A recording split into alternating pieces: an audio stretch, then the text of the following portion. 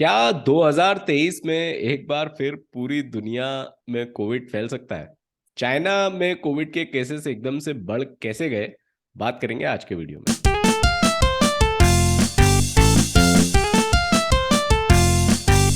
अब अगर आप एक साल पहले जाएंगे तो ओमिक्रॉन वेरिएंट की बात हो रही थी और ऐसा लग रहा था कि कहीं 2022 पूरा साल ओमिक्रॉन की वजह से सुहाना ना हो जाए। हमने एक एपिसोड किया भी था जिसकी लिंक रहेगी डिस्क्रिप्शन में। अच्छी खबर ये रही इस साल के हमारे यहाँ वैक्सीनेशन का रेट जबरदस्त रहा और ओमिक्रॉन का कोई खतरा बना नहीं।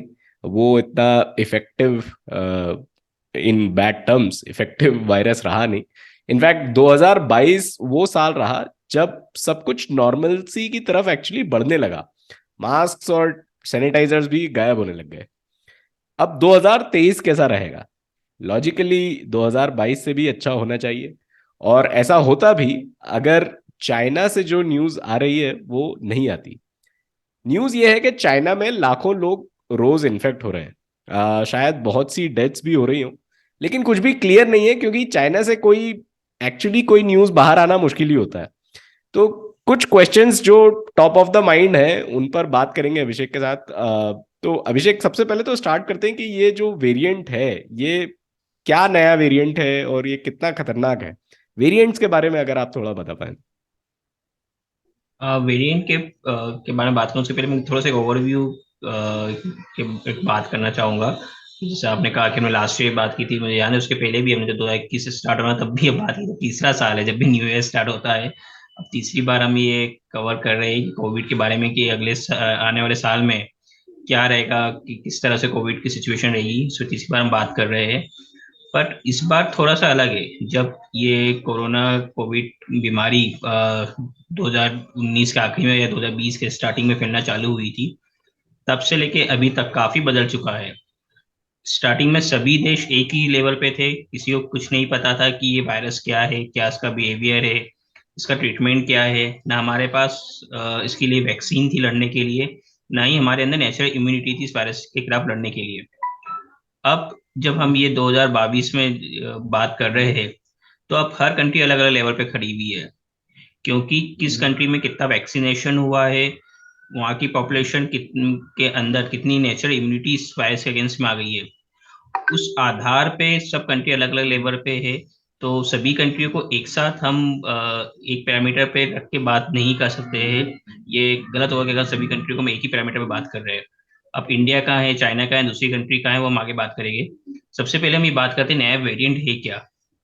हमने पहले ही बात किया है कि जब कोविड पे हमने अलग अलग एपिसोड किए हैं, उसमें समझाया था कि वेरिएंट होते क्या है। वेरिएंट ये होते हैं कि जब वायरस आपके शरीर में जाता है तो वो अपनी कॉपीज बनाता है, मल्टीपल कॉपीज बनाता है। वो कॉपी या तो बिल्कुल एग्जैक्ट सेम बनेगी, जो वायरस है वैसी की वैसी ही दूसरी एक कॉपी बनेगी, या जो एग्जिस्टिंग वायरस है उससे एक कमजोर उसकी एक कॉपी बनेगी, यानी जो नया वायरस बनेगा वो एग्जिस्टिंग वायरस से कमजोर बनेगा, या उसमें कुछ ऐसे चेंजेस हो जाएंगे उस वायरस में जो उसको एग्जिस्टिंग जो इसका स्ट्रक्चर है उससे काफी स्ट्रांग बनाते हैं। तो ये वेरिएंट होते हैं, अलग अलग तरह के वेरिएंट होते हैं। उसमें हमने एक एग्जांपल भी दिया था कि अगर आप समझना चाहें कि सिंपल एक दीवार है, दीवार में कई ईंटें लगी हुई है, उसमें से आपने एक ईंट निकाल के दूसरी ईंट लगा दी, तो एक दीवार का बेसिक स्ट्रक्चर है वो चेंज हो जाता है। उसी तरह से वायरस होता है, तो अलग अलग लेबलिंग होती है, जैसे BF7 इसको नाम दिया गया है। तो किस किस पोजीशन पे उस वायरस में क्या जो चेंजेस हुए हैं, उस आधार पे ये एक नाम दिया जाता है कि इस वायरस जो ये नया वेरिएंट आया है उसका नाम क्या होगा। हमें पिक्चर समझते हैं कि अभी तक कितने इसके वेरिएंट, बड़े जो खास वेरिएंट है वो बन चुके हैं, और ये BF7 किस फैमिली से बिलोंग करता है। तो ये जो BF7 है ये ओमिक्रॉन जो वेरिएंट था उसी फैमिली का एक हिस्सा है। ओमिक्रॉन के अलग अलग सब वेरिएंट बने, जैसे आपके स्क्रीन पे दिख रहा है BA1, BA2। फिर BA2 के अलग अलग वेरिएंट बने, BA2.75, BA4, BJ1, BA5, और ये BA5 से BF7 निकला है। जैसे मैंने बताया कि ये जो नेमिंग की जाती है कि किस इस वेरिएंट का नाम क्या होगा, तो जो प्रोटीन स्पाइक्स है उसमें किस जगह उसमें चेंजेस हुए हैं, उस आधार पे ये नेमिंग की जाती है। तो ये BF7 है, जो लास्ट ईयर ओमिक्रॉन वायरस का जो खतरा था, जो शुरू में इंट्रोडक्शन में कहा, उसी फैमिली का ये एक एक सब वेरिएंट है। अब बेसिकली इसके सिम्टम्स क्या होते हैं, जैसे जो नॉर्मल नॉर्मल कोविड के सिम्टम्स होते हैं कि आपको फीवर रहेगा, थकान होगा, गले में खराश रहेगी, खांसी रहेगी, नाक बहेगी। थोड़े जो उसके अलग सिम्टम्स है जो कि ओमिक्रॉन में भी आपको देखने को मिलते हैं, जैसे सीने में दर्द, कम सुनाई देना, आपके पेट में दर्द हो सकता है, आपको उल्टी दस्त की प्रॉब्लम हो सकती है, और कपकपी लग सकती है, आपको ठंड लग सकती है। तो ये सब सिम्टम्स है इस BF7 वेरिएंट के।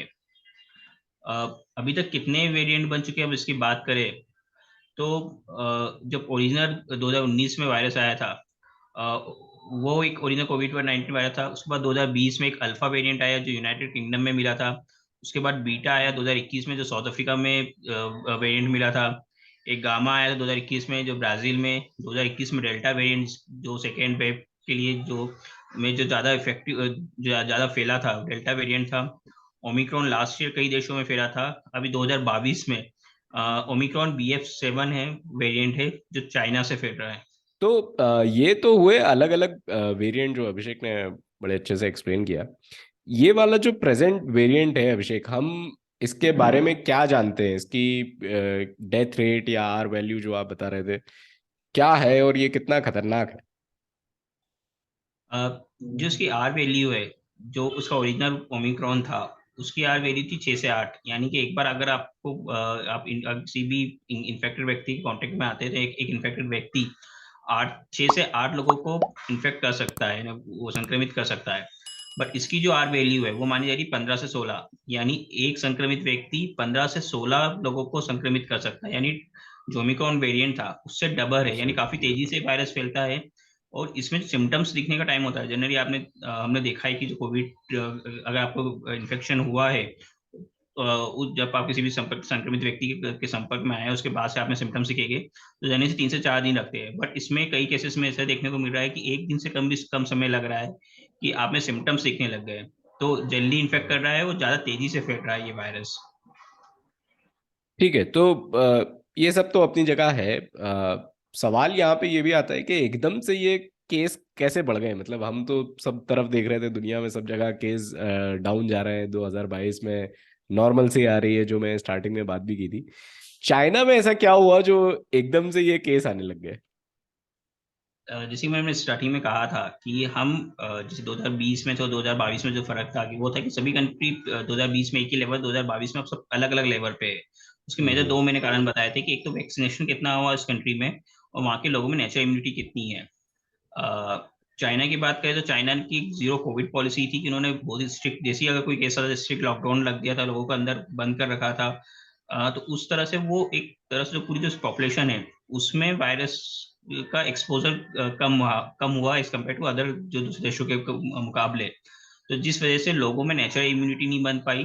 तो एक कारण ये हो सकता है कि जो चाइना की जीरो कोविड पॉलिसी थी उस वजह से ये बहुत तेजी से फैल रहा है, क्योंकि वहाँ के लोगों में कोविड वायरस के अगेंस्ट में एक नेचुरल इम्यूनिटी नहीं बन पाई थी। दूसरा है कि वैक्सीन कितनी पॉपुलेशन, परसेंटेज पॉपुलेशन को वैक्सीनेशन हुआ है। चाइना में कई लोग ऐसे थे जो जिन्होंने वैक्सीन नहीं लगाई, जिनको वैक्सीनेशन पे जो वहाँ की वैक्सीन थी उस पर भरोसा नहीं था। और ये देखने भी मिला है कि जो चाइनीज वैक्सीन थी उनकी इफिकेसी काफी कम थी। स्टार्टिंग में कई अरब कंट्रीज ने चाइनीज वैक्सीन का यूज किया था, पर उसकी इफिकेसी कम होने की वजह से उन्होंने बाद में जो बूस्टर डोज लगाए वो दूसरी वैक्सीन के लगाए। तो ये एक रीजन हो सकता है कि जो चाइनीज वैक्सीन थी उनकी इफिकेसी कम थी, और कम पॉपुलेशन पे वैक्सीनेशन हुआ था, कंप्लीट वैक्सीनेशन। तो ये दो मेन रीजन हो सकते हैं कि चाइना में इतनी तेजी से ये वायरस फैल रहा है। ठीक है। और इसी में मैं कुछ एक बातें और ऐड करना चाहूंगा कि जैसे अभिषेक ने बताया, जीरो कोविड पॉलिसी तो एक थी। थोड़ा सा वहां पे एक अनईजीनेस लोगों के अंदर आ रही थी, ये इतनी स्ट्रिक्ट जीरो कोविड पॉलिसी के खिलाफ। और हम ये भी देख रहे थे कि चाइना में आवाजें उठ रही हैं सरकार के खिलाफ, इस पॉलिसी के खिलाफ। हमने ये भी देखा कि कुछ फैक्ट्री में से, जहां पर अगर आप काम कर रहे हैं तो आपको फैक्ट्री के अंदर ही रहना है, वहां से लोग कूद कूद कर भाग रहे हैं, वहां से छोड़कर भाग रहे हैं जान बचाकर, जैसे जेल से भाग रहे हो। तो इस तरह के न्यूज़ भी हमें देखने को मिली थी। और थोड़ा सा इन सबको कंट्रोल करने के लिए सरकार ने एकदम से ये जो जीरो कोविड पॉलिसी, जो इतना स्ट्रिक्ट लॉकडाउन और इतनी स्ट्रिक्टनेस थी, ये एकदम से हटा ली। और उसके बाद ये हटाने के बाद ऑब्वियसली सब कुछ नॉर्मल सी की तरफ बढ़ने लगा। और जैसा अभिषेक ने बताया अभी कि नेचुरल इम्यूनिटी नहीं बन पाई पॉपुलेशन में, तो एकदम से ये नया वेरिएंट इतनी जल्दी फैलने लगा। वैक्सीन की बात में अभिषेक ने बताई भी। और वैक्सीन जो इनिशियली चाइना ने बनाई, और जो चाइनीज वैक्सीन हैं, वो इनिशियल वेरिएशंस जो थे वायरस के, वेरिएंट्स जो थे, उन पर भी काम नहीं कर पाई। तो इस वेरिएंट के खिलाफ या इस वेरिएंट की स्पेसिफिक तो कोई वैक्सीन आई डोंट थिंक अभिषेक है भी। तो जब पिछले वेरिएंट्स पर ही वैक्सीन काम नहीं कर पाई, इतनी इफेक्टिव नहीं हुई, तो हो सकता है आगे जो वेरिएंट, जो वायरस जब चेंज हुआ, तो उस पर भी इसकी एफिकेसी वैक्सीन की कुछ दमखम वाली रही नहीं। क्या लगता है अभिषेक आप? हाँ, यही रीजन है, क्योंकि फॉर एग्जाम्पल हम यूएई का देखें। यूएई ने पहले इनिशियली जो चाइनीज वैक्सीन अपने वहाँ के लोगों को लगाई थी, वो देखा कि उसकी इफिकेसी कम है, तो फिर उन्होंने दूसरी जैसे फाइजर हुआ उसका, हम्म। या मॉडर्ना की वैक्सीन हुई उसका, उन्होंने फिर बूस्टर डोज हमने वहाँ के लोगों को दिया। तो हो सकता है कि चाइना ने जल्दबाजी में अपनी वैक्सीन लॉन्च करी थी, पूरी जो एक प्रोसेस होती है वो फॉलो नहीं की थी, और वही वैक्सीन हमने लोगों को दी। और उसकी तो हमने देखा था कि पहले भी जो पहले के वेरिएंट थे उसमें भी कि उसकी इफिकेसी कम थी। अब ये वेरिएंट चेंज हुआ है, वायरस में रूप बदल रहा है, तो इस पे भी उनकी वैक्सीन इतनी इफेक्टिव नहीं है। इस वेरिएंट के अगेंस्ट में वहाँ के लोगों में के शरीर में इम्यूनिटी नहीं है। इम्यूनिटी नहीं। अब ये हमारे अंदर इस वेरिएंट के अगेंस्ट कितनी इम्यूनिटी, ये तो हो सकता है आने वाले टाइम में पता चले, या फिर कोई स्टडी पब्लिश हो तो उस पर भी नजर तो रहेगी। लेकिन लास्ट एक पे जो बात करना चाहता हूँ वो ये कि वर्ल्ड हेल्थ ऑर्गेनाइजेशन, WHO, पिछले 3 साल में जो कोविड के साल रहे हैं, जिसने भी कोविड के बारे में पढ़ा, जानने की कोशिश की, WHO का नाम अब सब जानने लगे। तो अभी WHO क्या कर रहा है? एक वर्ल्ड लेवल का एक ऑर्गेनाइजेशन है, सब कुछ ट्रैक करना, सब कुछ मैनेज करना, गाइडेंस देना, ये WHO का काम है। अब जब ये चाइना में इतना ये वाला वेरिएंट इतना फैल रहा है, तो डब्ल्यू एच ओ कहाँ है? वो क्या कर रहा है? और बाकी के देश भी क्या कर रहे हैं? आई मीन इंडिया में हमारी गवर्नमेंट क्या कर रही है, क्या स्टेप्स ले रही है? ये अभिषेक अगर आप थोड़ा बता पाए। डब्ल्यू एच की बात करें कि डब्ल्यू एच ये पूरी सिचुएशन को मॉनिटर कर रहा है कि किस तरह से ये वायरस का जो नया वेरिएंट है इतना हार्मफुल है। हमने जो पहले भी डिस्कस किया है कि आपको किसी वायरस को स्टडी करने के लिए काफी टाइम लगता है। तो ये जो वेरिएंट है वो कितना हार्मफुल है, इसकी डिटेल स्टडी करने में टाइम लगेगा। चाइना में क्यों तेजी से फैला है, कि हमने जो प्रोबेबल रीजन होते हैं वो डिस्कस की कि ये दो रीजन की वजह से फैल सकता है। बट एग्जैक्ट रीजन अभी भी हमें नहीं पता है, तो हम्म। उसकी स्टडी की जा रही है कि एग्जैक्ट रीजन क्या, यही दो रीजन है कि दूसरी के वजह से ये चाइना में इतनी तेजी से फैला है।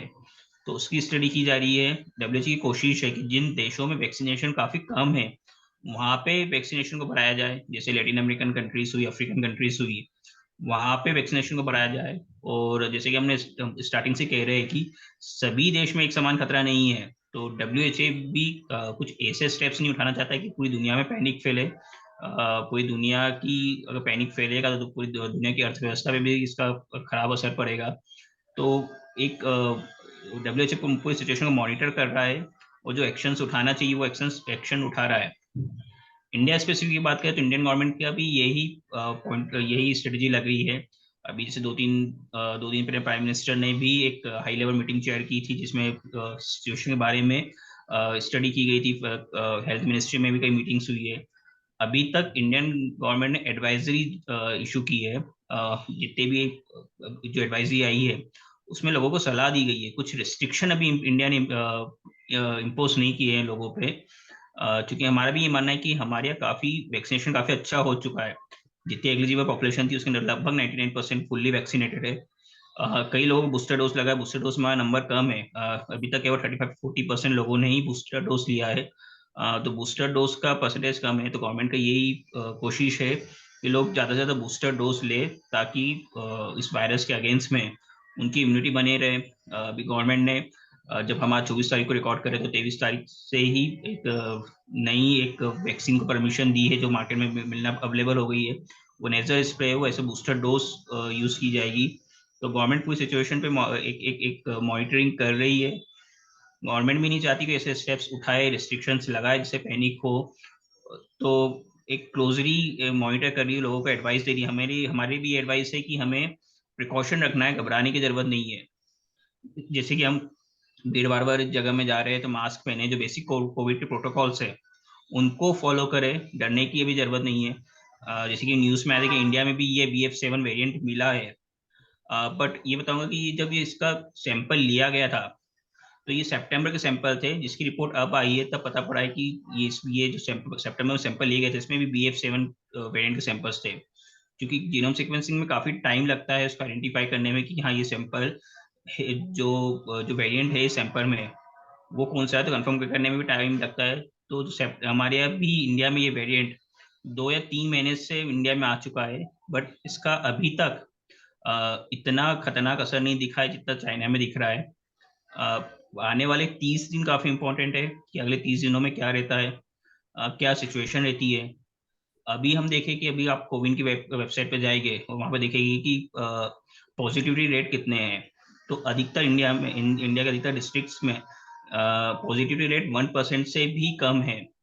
यानी अगर 100 सैंपल की जांच हो रही है तो उसमें से एक आदमी, एक व्यक्ति भी कोविड पॉजिटिव नहीं कर रहा है, तो इसकी संभावना भी काफी कम है। यानी एक से भी कम आदमी कोविड पॉजिटिव नहीं कर रहे हैं। तो हमें ये कोविड पॉजिटिविटी रेट, जो वीकली कोविड पॉजिटिव रेट आते हैं, ये मॉनिटर करना है कि ये स्टेबल है, बढ़ तो नहीं रहे। अगर ये वीकली पॉजिटिव रेट बढ़ रहे हैं, यानी अभी एक से कम है, अब एक से अगर ज्यादा होने लगेगा, बढ़ने लगेगा धीरे धीरे, तो हमारे लिए थोड़ी सी एक अलार्मिंग सिचुएशन रहेगी और फिर हमें और स्टेप्स उठाने पड़ेंगे। ठीक है। और ओवरऑल आई थिंक लास्टली मैं भी यही ऐड करना चाहता हूँ कि अगर हम देखें दूसरी कंट्रीज के कंपैरिजन इंडिया से करेंगे, तो वैक्सीन स्पेसिफिकली सबने लगवाई। और कोई भी इसमें कोई भी रीजनिंग जो इलॉजिकल रीजनिंग होती है वो बीच में नहीं आई। सब लोगों ने वैक्सीन लगवाई, 99%, जैसा अभिषेक ने कहा अभी। और बूस्टर डोज आप लगवा सकते हैं अगर आपने नहीं लगवाया और आप ये वीडियो देख रहे हैं तो good time to go for it. और बहुत सी कंट्रीज में ऐसा नहीं हुआ। चाइना में जैसा अभिषेक ने बताया ऐसा नहीं हुआ, और बहुत सी कंट्रीज ने ये भी एक इलॉजिकल काम जो किया वो वैक्सीन नेशनलिज्म जैसा। चाइना की बात अगर कंटिन्यू करें तो, कि हम चाइनीज बनी हुई वैक्सीन ही लगाएंगे, हम फाइजर मॉडर्ना नहीं लगाएंगे, या हम एस्ट्राजेनेका या ऑक्सफोर्ड वाली वैक्सीन नहीं लगाएंगे, चाइनीज मेड ही लगाएंगे जिसकी एफिकेसी कम है फिर भी। तो ये भी इंडिया में नहीं हुआ, और बहुत से लोगों ने इंडिया में वैक्सीन लगवाई भी। तो यहाँ इसका भी एक बड़ा रीज़न है कि हम इस वायरस से बचे, और होपफुली आगे भी 2023 हमारा अच्छा गुजरे। तो इस बार के कॉन कॉल में इतना ही, अगली बार फिर मिलेंगे। तब तक के लिए टेक केयर।